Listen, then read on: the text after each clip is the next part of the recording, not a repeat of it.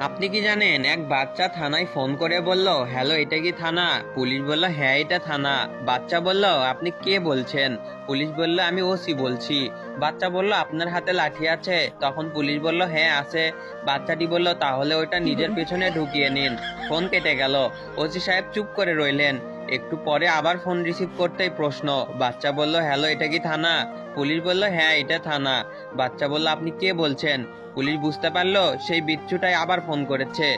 OC সাহেব সাবধানে জবাব দিলেন, আমি ওসি বলছি। বাচ্চা বলল, আপনার হাতে লাঠি আছে? পুলিশ বলল, না নেই। বাচ্চা বলল, বাহ, এবার বলতেই পিছনে ঢুকিয়ে নিয়েছেন। সাব্বাস। সিএলআই দেখে ওসি ওই নম্বরে ফোন করলেন। ধরলেন এক ভদ্র মহিলা। ওসি সাহেব বললেন, আমি থানা থেকে ওসি বলছি। এই নাম্বার থেকে একটি বাচ্চা ছেলে আমাকে ফোন করেছিল। বলছে হাতের লাঠিটা নিজের পেছনে ঢুকিয়ে নিন। বাচ্চার মা বলল, এমা কখন? পুলিশটি বলল, মিনিট 10 আগে। বাচ্চার মা বলল, ছি ছি, বের করে ফেলুন।